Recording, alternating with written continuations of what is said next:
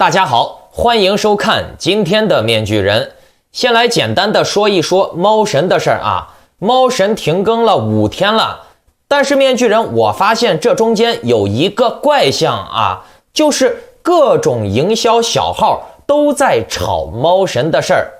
而且还有一个小号啊，在油管上，在推特上给所有的民主大 V 都艾特过啊。猫神消失了，猫神被抓了，猫神被神秘人撸走了，发了有几十上百条消息啊。那普通人啊，关心他猫神的网友是不可能有这么大的动力和时间的，顶多呢就是发1、2条问一问就完事儿了，毕竟嘛，不沾亲不带故的，对不对？那么既然这些小号能如此多的发出来如此大量的消息，那面具人我就可以下定论了，猫神在这几天不更新是怎么回事了？很有可能呢就是他自己的炒作啊。猫神本人呢现在应该是没啥事儿，躲在电脑后面看风向呢。猫神这么做啊，其实呢有2层目的。我先来说第一层目的啊，就是猫神他讲了很多造谣的话，攻击民主党，攻击美国，那这违反了谷歌的规定，因为呢谷歌是不允许造谣的，也不允许煽动暴力的，毕竟猫神天天煽动美国内战，煽动大家拿起武器上街抗争嘛，这个是违反谷歌的规定的。然后呢猫神还发了一些不太好的东西啊，所以呢猫神有可能是被谷歌禁言1周，被禁言了以后呢，不发视频就不能赚钱了呀，那这可不行。于是呢，你们看图，猫神用自己的小号在带风向，如果这风向带起来了，猫神可能会带一波这种被民主党迫害了，被搞了这么一个话题出来，继续炒作他的热度，把他顺理成章的转变为一个反美民主大师，以自爆的方式来攻击民主党，双赢呀！一边贬低了民主党，说民主党拉清单迫害反共义士，一边呢收割川粉，懂了没？把自己塑造成被美国迫害的这么一个民主斗士刘胡兰形象啊！因为猫神投了某个极端宗教团体嘛，投靠这个团体了，那这个极端宗教团体在大选之后呢，反而更加的猖狂，更加的极端，在造谣美国政府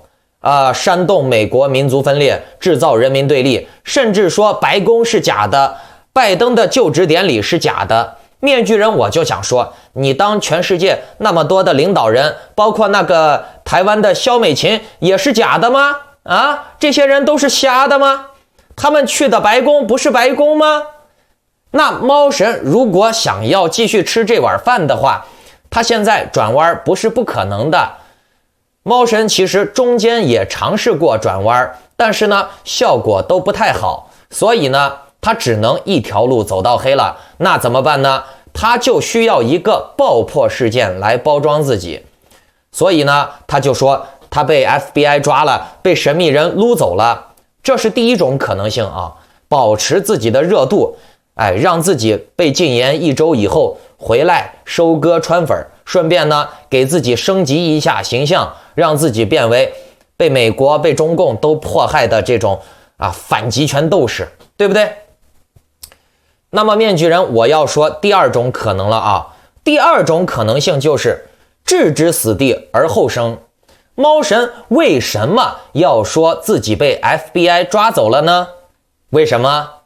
观众朋友们，因为他是真的怕自己被 FBI 找麻烦，因为很多人看他不爽，他把自己的定调太高了，又是神呀，又是民主女神呀，对吧？很多人看他不爽，在美国的华人有很多都是看油管的，这些人呢，平时你别看他不说话，那这些人有可能私底下就做良好公民，举报这些邪恶犯法的行为。面具人我想告诉你们举报这个词儿在中共的语言逻辑下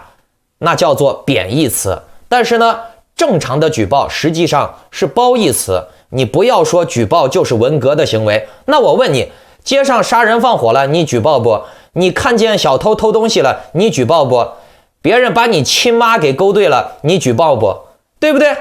啊？举报邪恶那是正常的正义之举，对不对？那别人有可能要举报猫神，毕竟猫神造的谣太多了，而且呢他自己又没办法去控制谁能举报他，谁不举报他，他也不知道谁要举报他，对不对？他只能做我猫神已经被 FBI 抓了，已经被 FBI 喝茶了，他只能通过做这个动作说自己被 FBI 抓走了，最大程度的降低别人举报他的意愿。因为大家听到这个消息以后都会认为猫神已经被 FBI 抓了，那就没有必要再去举报他了，对吧？这样他就能脱身成功了，并且呢结合第一点，转型为美国刘胡兰，塑造自己敢于和美国政府斗争，被民主党迫害的形象，来继续收割川粉，来接着干他接下来的反美任务。反正我们看吧，猫神这个事儿呢，各种可能性都有。但是面具人，我一看到这么多的营销号在说猫神被 FBI 抓的这个事儿，我就判断了，猫神他自己人为操作的可能性就大一些了，并且呢，面具人对他这个骂人的小号骂人的风格我也研究了，而且呢，我还研究了一些细节发现他这个小号骂人的风格和猫神本人那个大号通过语法断句打字的方式来判断，几乎都是一模一样的，并且还有一个细节可能是你们不知道的，就是这个小号的头像你们看好了这个小号的头像是老鼠人做的图。那老鼠人面具人的观众朋友们，老观众应该都知道，老鼠人他现在投靠了唐百乔，那猫神也是投靠唐百乔了，所以说呢猫神能用老鼠人给他的图作为头像，那不是稀奇的事儿。所以呢，这几个关键的消息串联起来的话，那事情就很明显了，猫神可能在酝酿一个新的什么戏剧性的劲爆事件。而且猫神这个小号还关注了美国的 FBI， 那证明猫神真的是害怕 FBI 呀。他不害怕，他为什么用小号关注 FBI 的动向呢？对不对？好了，来说今天的正题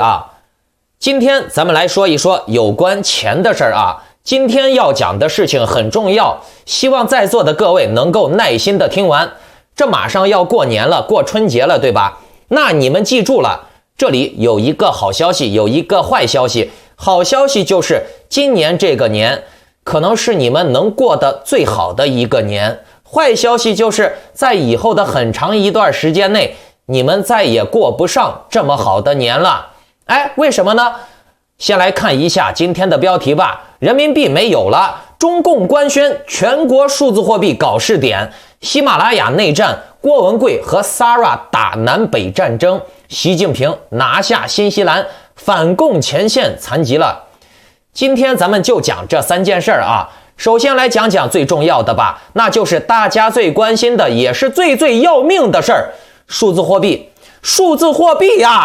刚才说了，今年就是你们能过的最后一个好年了。为啥？因为数字货币真的要来了。面具人，我判断事情还是比较准的。随着时间的推移，这些事情的发生，面具人我越来越有自信了呀。我还不像老黑那种动不动删视频的，不承认以前撒过的谎，吹过的牛逼我承认我错了就是错了，对了就是对了。你看面具人，我预测美国大选拜登赢，拜登果然赢了吧，对不对？买拜登的现在都把钱赚了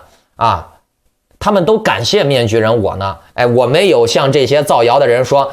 川普绝对赢，买川普，然后呢自己开盘子杀鸡，是不是？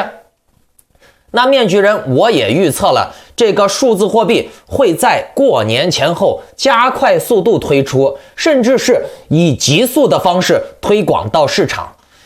那这不数字货币就来了。现在数字货币已经呈加速度的迅速的在往市场渗透呢。近日，北京市、上海市政府工作报告均提出推进数字货币试点应用的速度。同时呢，商业银行也在不断的丰富数字人民币的子钱包的内容。用户争夺战升级，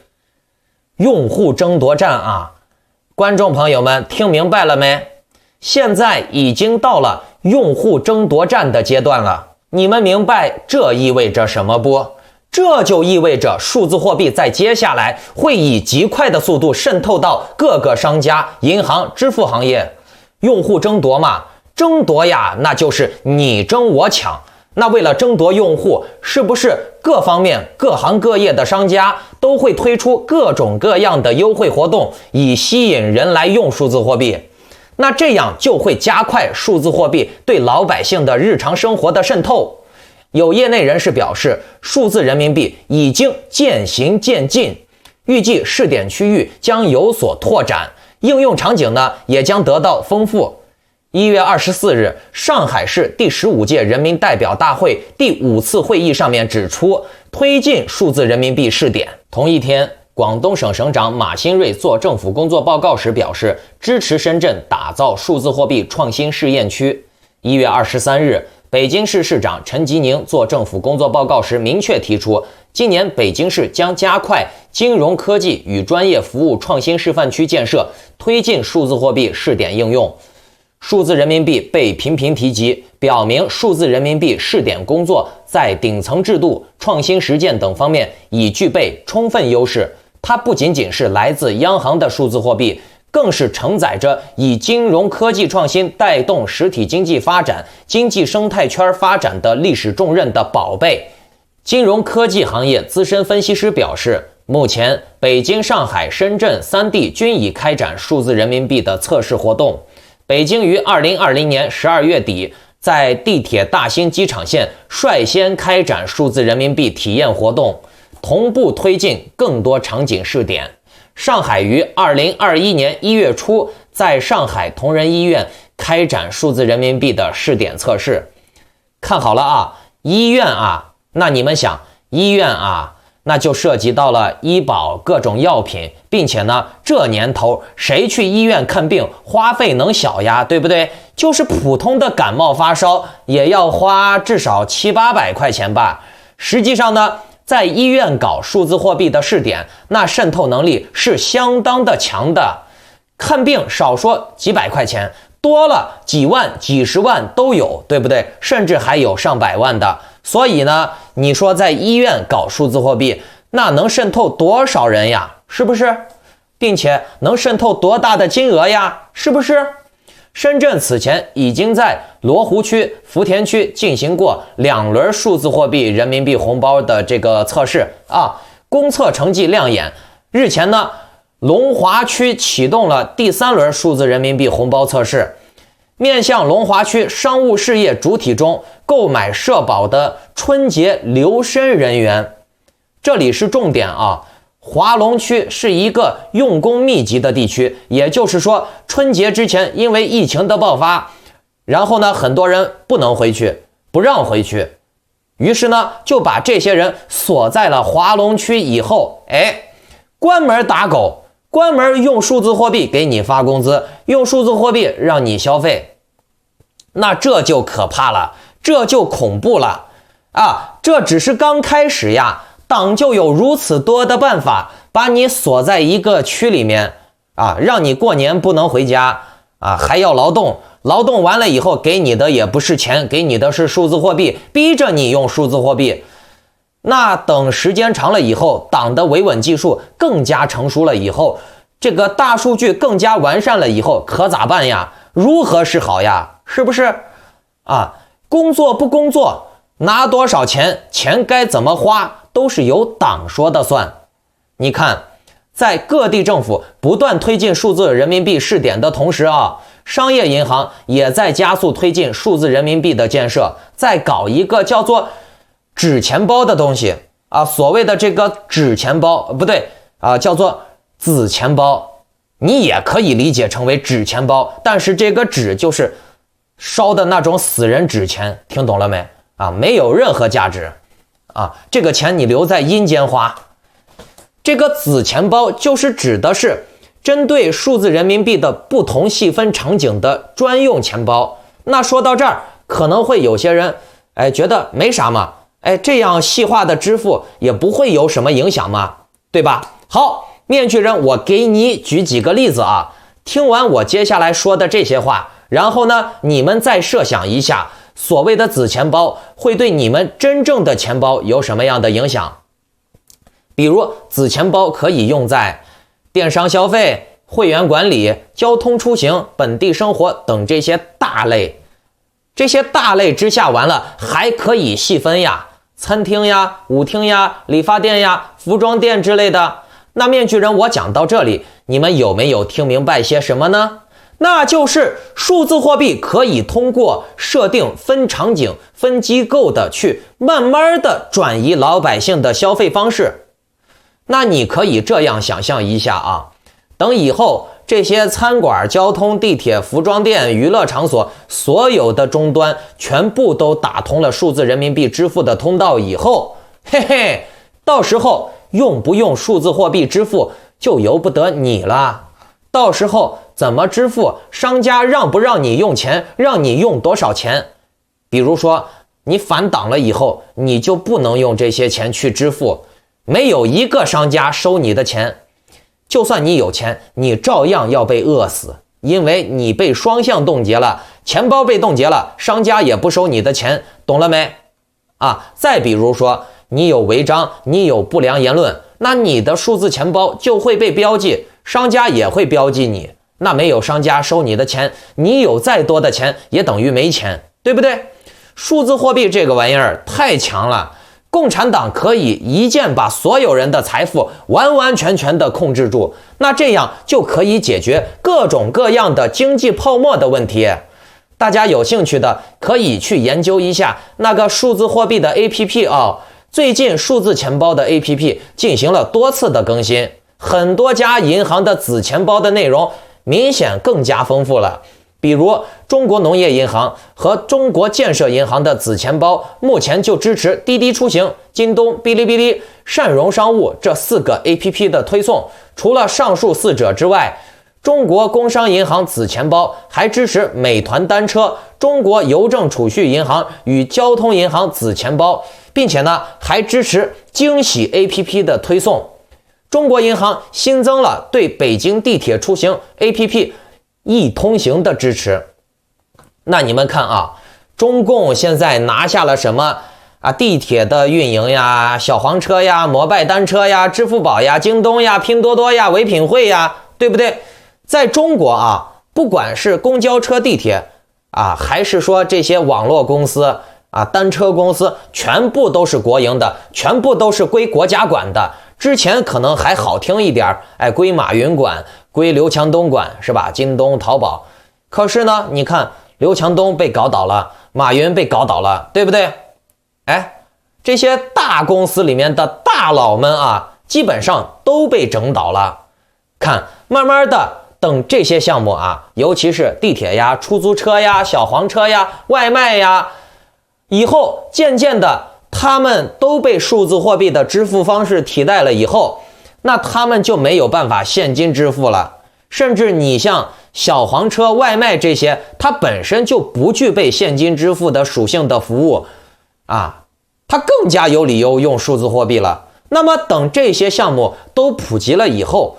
用不用数字货币就不是你说的算了。并且呢，数字货币还有很多神奇的功能，只要党愿意，它可以把数字货币搞得成为专款专用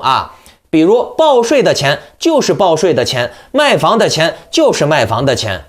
只能用来买房，只能用来报税。甚至就像面具人原来节目中说的一样，以后你每天消费有限额，你每天能挣多少钱也有限额。怎么样解锁这个限额呢？比如说学习习近平的语录，每周打卡做多少题，达到多少分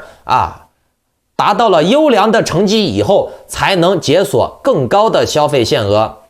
比如说有信用不良的，或者是政治信用不良的人或者是言论方面有劣迹的人那你以后就是高铁坐不了，飞机坐不了，各种高档消费做不了。结合征信大数据系统，那共产党现在已经是这样做了，对不对？现在征信有问题的人啥都干不了，对不对？那说到这儿了，就会有人问了，数字货币出来了以后，房价会有啥变化呢？那面具人，我告诉你们，房价还是会涨的，真涨假涨咱们不知道，但是表面上看起来房价还是会涨的。涨了以后，这个泡沫做大了无所谓啊，共产党有数字货币啊，它可以用数字货币来宏观调控它的经济呀，来把这个泡沫消化掉嘛。很多人会思考，那有数字货币推出来了以后，我们为了保命保财，那这个房子该不该卖了以后用来保命保财呢？把这个房子变现呢？其实卖房不卖房，这个钱该怎么留下来，该怎么变现，取决于你接下来准备过什么样的日子。那说到这儿了啊，面具人就想给大家说一下啊，现在家里面有房子的人，很多人考虑说要不要卖房啊，保证自己的财产变现嘛，是不是？面具人，我给你们说啊，你把房子卖掉了，你想再买回来就难了。如果说你是下定决心无论如何都要出国不回来了，那你可以卖房啊，因为你反正也不回来了嘛，房子放在那儿也是浪费，把房子卖了，带着钱出国，在国外谋个生路也可以。如果你有一门技能，比如理发呀、厨师呀，或者你的外语不错的话，那你在外国可以生活得很好，肯定比你在国内活得好啊。可是呢，如果说你仅仅是为了短暂的把这个房子变现，把钱装在兜里面，让你的流动资金能多一些，套现嘛，那你以后还是要在国内发展的话，你把房子卖了，你以后啊可能就很难再拿相同的价值的钱去把你的同样的房子买回来了。房子还是会涨的，但是呢，你的钱呀，是不是那么多钱，就要打个问号了。大家都是在夹缝中生存嘛，难呀。现在中国的这个社会情况这么的严峻，我们也只能看清现实以后，针对真正的现实做出最优的选择。面具人反正是劝大家啊，如果你横了心了，你要出国，你出国你可以卖房子啊，不回来了嘛，留着也是浪费。如果说你真的是想要转移资产呀，出国呀，那你们就趁着现在还有机会，你就可以提前谋划了。毕竟现在民主党上台了，拜登代表的左派会带起一波全球移民的这种宽松浪潮，全球都会向左转啊，不会向右转，因为右的川普已经成为过去式了，并且呢，所谓的保守派呀、极右翼呀，对美国、对世界的多边造成的损害，大家也都看到了啊，反而给中共了扩张世界、扩张经济可乘之机，对不对？那全球左转的话，这个移民就会相对宽松一些，并且呢，共产党它也会在疫情结束以后，或者是这个预防针出来以后啊，它还是会有一些机会能够让人们出国的，只是说这个机会比较小，路子比较窄，以后出国的人会审核的非常严格。当然了，在中国这种社会政治体制环境下啊，你想出国啊，你肯花钱肯找路子还是有办法的。所以说出国还是卖房还是留在国内继续发展，这个事情你要自己考虑，你到底是想在国内继续发展，还是说卖房出国发展，你自己一定要想好了。并且呢，踏出这一步就没有回头路了，以后过得好过得坏都是由你自己来承担代价的。网上的这些大师嘴炮，没有任何一个人会帮你承担代价的。好了，来讲今天的第二个事儿啊，那就是喜国最近内战了啊，喜国发生了南北战争了，喜国已经分裂成为了由 Sara 为首的反革命集团以及由郭文贵先生为首的正统喜马拉雅国。那这个事情究竟是怎么回事呢？首先呢，就是 Sarah 这边啊，他们搞的喜马拉雅农场投资的钱说已经汇给郭文贵了，然后呢，郭文贵这边说没有收到钱，结果呢，双方就为这个事情开始吵了啊。然后 Sarah 又是给自己的投资人在揭短，说各种所谓的内幕啊。郭文贵这边呢也是在揭短，反正互相就是揭短爆料吵架嘛。现在是闹得不可开交啊，双方又是找律师了，又是给他们的客户退钱了。当然了，这个退钱进展的顺利不顺利，钱有没有退下来啊，也没见网友出来说明。很多人倒是说钱没有退下来啊。然后呢，郭文贵这边把 Sarah 是一顿臭骂呀，甚至说要活埋了 Sarah。反正这个事情啊，面具人我也只是知道个皮毛。但是呢，咱们从投资的角度上来说，投资有风险，人家也没有说拿刀架在你的脖子上逼你掏钱去投资，仅仅是用一些营销的话术呀，说一些包装的话。那任何一个公司，任何一个老板，他想推销自己，想吸引别人投资的时候，他都会说各种各样的营销话术，目的很简单，就是为了让你掏钱。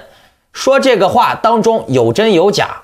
那你掏了钱，他吸了金，一个愿打一个愿挨，对吧？那么多的传销公司不也都是吸引了很多的投资者吗？是不是？那些人不都是投了吗？最终不都是一个愿打一个愿挨吗？自始至终，你们要记住啊，自始至终，钱在你的口袋里，选择转账的那个按钮也是由你的手按下去的，懂了吗？你不能说骗子太多，那也有很多人不骗人呀，也有很多人传播正常的知识呀，你怎么不去学习？你怎么不去看呀？对吧？你偏要信一些歪门邪道、一步登天，甚至说那些不可能的阴谋论啊！你信了，你亏钱了，那只能说你活该，对吧？你自己难道说一点责任都没有吗？你想想，这一个巴掌是拍不响的。面具人，我其实一直很反对，很反感啊！中国人做什么事情都喜欢先看别人怎么做，总喜欢把自己放在一个群体当中。自我安慰，自我意淫，其实呀，这是一种逃避，你们知道吗？你总觉得好像，别人都投资了，别人都挺穿了，别人怎么样怎么样，所以呢，我就应该怎么样怎么样。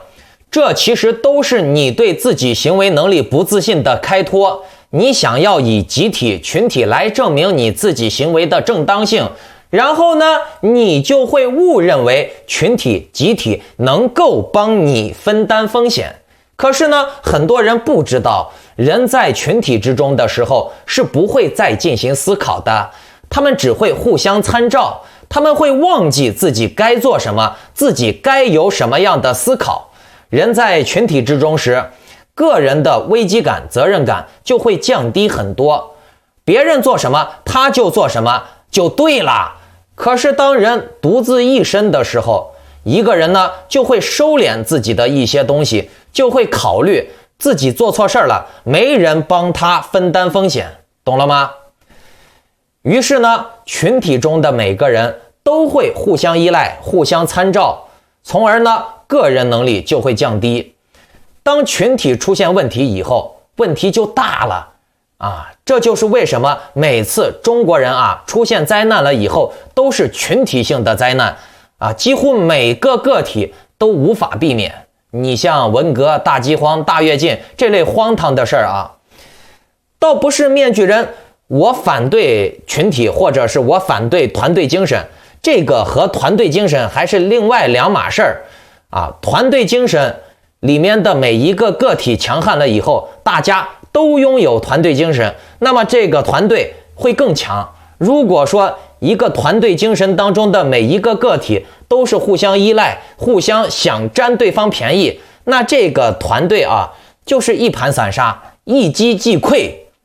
好了，扯远了咱们继续来说郭文贵郭文贵现在投靠民主党了，对吧？很多人骂郭文贵。其实面具人我觉得啊，郭文贵瞬间投靠民主党，就证明这个人很聪明呀，他很懂得审时度势。郭文贵和那些大法系还不一样，他自己可能把柄少，并且呢，他的团队小，好转向。而且呢，郭文贵和中共这边啊，他不像大法呀、极端宗教团体搞得这么深啊，有那么深的勾兑，并且呢，有各种复杂的啊，比如台湾呀、俄罗斯都牵扯其中的复杂的政治关系。郭文贵很简单，就是商人，赚钱混日子啊，就这么简单啊。而且你想，郭文贵确实直接接触了像班农呀、朱利安尼这种川普团队的核心人物。像郭文贵这种精打细算的人，你看跟刘延平打电话还能录音，对吧？跟共产党那些官员说话都会拍照片录音。那你想嘛，他用这一招对待共产党的人，他不会用这一招对待美国的官员吗？对不对？跟那些美国的官员说话，他不会留证据吗？对不对？郭文贵也不傻，他肯定会留一些底儿的，用来保命的。所以呢，无论是共和党还是民主党，他们都不想郭文贵啊彻彻底底的落入到对方手里面。而且呢，无论是民主党还是共和党，他们也不想郭文贵落到中共的手中，因为郭文贵肯定掌握了很多美国高层内斗的这些图谱证据啊，包括录音呀、照片呀、视频聊天记录呀，对不对？所以说，如果郭文贵落到了中共的手中，那美国的各种机密呀、高层内斗呀，这些大猛料都会落入到中共的手中。就像当年的这个王立军，如果落入到美国的手中，那是一回事儿，那这问题就大了。那么咱们按照同样的逻辑啊，郭文贵投靠民主党或者是共和党啊，无所谓啊，并且呢，民主党把郭文贵也怎样不了，共和党把郭文贵也怎样不了。如果说他们把郭文贵怎样了，那很多民主党或者共和党想要知道的，用来要挟对方政党的这些料，那郭文贵可能就不会给出来了。所以说呢，郭文贵这样一来二去，他稳得很，并且呢，郭文贵他为了在民主党中间立稳脚跟啊，他肯定会积极的去对之前这些造谣民主党的、伤害过民主党的人进行打击报复。其实呀，这个事儿啊，郭文贵在美国大选之前就已经开始做了。郭文贵在大选之前就是两头押宝呀，他让路德造谣，他没有造谣，他只是跟谣，并且呢，郭文贵在美国大选之前说他跟拜登的好朋友、好闺蜜打过电话，而且呢，他称拜登为总统，并且呢，他积极的搞了一个灭贼行动。他的灭贼行动灭的可全都是川粉啊！说实话呀，大家可能对西方的这种政治略有不知，像郭文贵这种人啊，很多政客是愿意跟他打交道的。为什么？因为他们都知道郭文贵这个人很聪明，很会审时度势，很有自己的手段，并且呢，你跟郭文贵这种人达成了交易了以后，你能得到你想要的，他能得到他想要的。至于说以后背叛了、不忠诚了，在这些事情上面啊，在西方人的逻辑观里面不存在。人转向了或者是背叛了，最多只能算是有 made a good choice。西方人还真的挺喜欢跟郭文贵这种人打交道的。这一次我们合作就合作，你给我我想要的，我给你你想要的。至于下一次啊，那我有什么把柄在你的手上，你有什么把柄在我的手上，那大家都是各凭本事吃饭嘛，对不对？你能拿到我的把柄，我能拿到你的把柄，就那样了，对不对？不用讲什么道义啥的，英文单词里面也没有道义这个字儿的这个词儿的直接翻译啊。面具人的朋友阿猫前2天讲到郭文贵了，说郭文贵接下来会对这些川粉进行更加猛烈的暴风雨般的攻击啊。那我个人啊也是这么认为的，并且呢，郭文贵他已经开始对台湾当局进行了一些抨击。那这些其实都是民主党乐意看到的，毕竟嘛，帮民主党出气嘛，对吧？毕竟你说台湾还有这些川粉，确实是对整个民主党也好，对拜登家族、拜登儿子、拜登个人都造成了非常大的伤害。他们积极造谣传谣，但是呢，拜登作为大国领导人、领袖，他肯定自己不能出手去打压其他的少数种族，比如小黄人这些人嘛，对吧？所以呢，这个时候这些脏活就必须有人来做。那刚好这个时候郭文贵愿意代为效劳，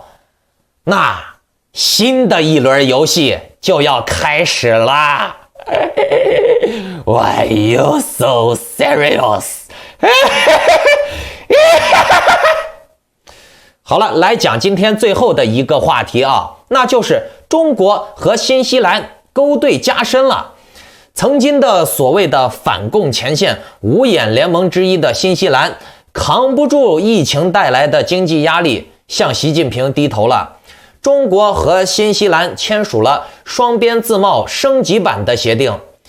明显的扩展了两国之间的经济、文化和金融的交流。新西兰政府总理阿德恩1月26日表示，在新冠导致的世界经济危机中，发生了和中国深化的关系，显得尤为重要。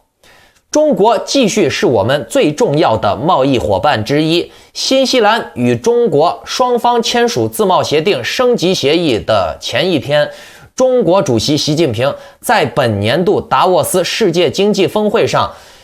他呼吁全球减少这个贸易、投资、技术交流的壁垒，并且呢加强合作。中国官媒在报道中也称赞了这次自贸协定升级协议的签署，称这意味着双方对彼此开放领域更大、水平更高，将给两国企业和人民带来更多的开放红利。在新西兰方面，这个协议书还需要经由国会审议批准。那中国是新西兰最重要的伙伴，双边贸易总额达到了216亿美元。在2008年的时候啊，新西兰就成为了首个与中国签署自贸协议的西方国家。懂了没？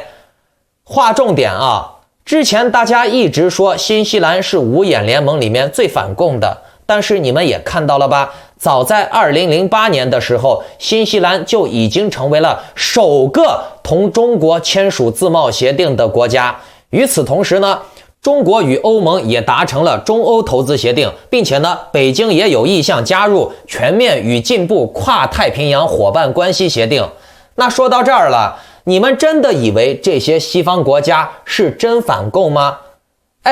这些西方国家嘴上念叨着人权，可是呢，他们私底下还是跟中共勾兑呀，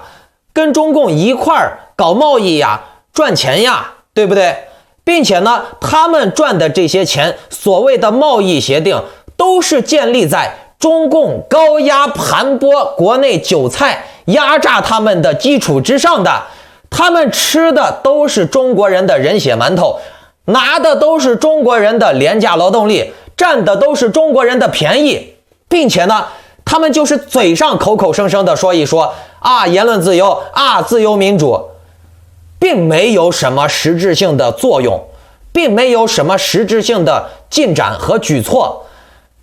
钱还是要赚，便宜还是要占，懂了吗？你们真的觉得这些欧洲、美洲、西方国家真的是想帮中国的韭菜摆脱韭菜的命运吗？那如果说这些韭菜奴隶不当奴隶了，不当韭菜了，他西方这些廉价劳动力哪里来啊？廉价的商品哪里来？对不对？并且咱们再想一个最基本的问题啊，中国人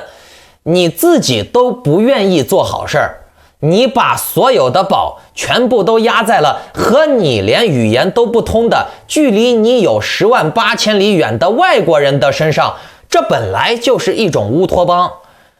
只要人家西方人的利益没有受损，人家谁管你中国人的人权怎么样呢？谁管你中国人的生存环境呀、自由民主呀？你中国人眼里的什么自由民主平等人权，只不过是西方人用来给他们增加谈判利益的东西。所以你说你指望西方人帮你革命、帮你反共、帮你打仗、抛头颅洒热血，你觉得现实吗？咱们再想一个问题啊，你中国人自己都不愿意做好事，自己都不愿意变好，天天喊着什么右派、保守主义、自私主义，互相的只关注自己的利益，没有同情同胞的任何怜悯之心，大家都想给自己多捞一点，都想自己要特权。你觉得人家最懂平权、自由、民主的西方人能看不出来咱们中国人的这种思想是多么的肮脏龌龊吗？咱们自己都不想变好，还能指望别人能帮咱们变好吗？对不对啊？中国人天天在这叫嚣着要走极右翼，要走保守主义，就跟傻逼台湾人一样啊！就那么一个大的岛，就那么多的资源，他说他要走保守主义，他说他要反全球化。你说这么愚蠢的族群，别人想帮你怎么帮？你根本连智慧、连文明都搭不上边呀，对不对？人家老外怎么可能去帮你一个完全不想要自由民主的、完全只想要独裁特权的族群呢？一个不想做好人的人，你有可能能去改变他。那一群不想做好人的人，你怎么去改变他？你告诉我，不是我骂台湾人，台湾人所谓的川粉、所谓的保守派，他们要的就是关上门来割韭菜，管你谁他妈的自由民主平权呢？啊，我们走的就是保守主义，我们走的就是反全球化，就跟金正恩一样，金正恩也反全球化呀，金正恩也是保守主义呀。你觉得金正恩穷吗？金正恩一点都不穷呀，金正恩不比你们哪一个有钱，金正恩不比马云有钱，对不对啊？就跟这些所谓的明星一样，当权派一样，当官的一样，他们都想保守主义呀，保守好呀，保守他们自己的利益呀。谁跟你垃圾底层韭菜烂货们给你平权呢？做梦吧你，知道不？现在听懂了吗？咱们这些小黄人在西方人眼里面是个什么货色？明明自己就烂，还要阻碍别人变好，明明自己就没什么权利，还要认为自己是主子了，还要替主子说话啊！人人都想做梦都能爬到主子那个阶层当奴隶主，谁想平权嘛？你告诉我，哪一个华人想跟别人平权，想跟别人平等？没有，你脑子有病呢啊！你想跟谁平等？任何一个华人只要有点权利，他都想释放那种把别人踩在脚底下、虐待别人的快感，跟别人形成对比落差的那种啊，我牛逼你傻逼的那种快感，懂了没？你不要怪别人西方人不帮你，西方人人家知道为自己争取自由民主平等人权，而华人呢？华人征求的、华人争夺的、华人争取的就是我比你强，我要把你踩在脚下，你给我跪下叫爷，他妈的舔我屁股，懂了没？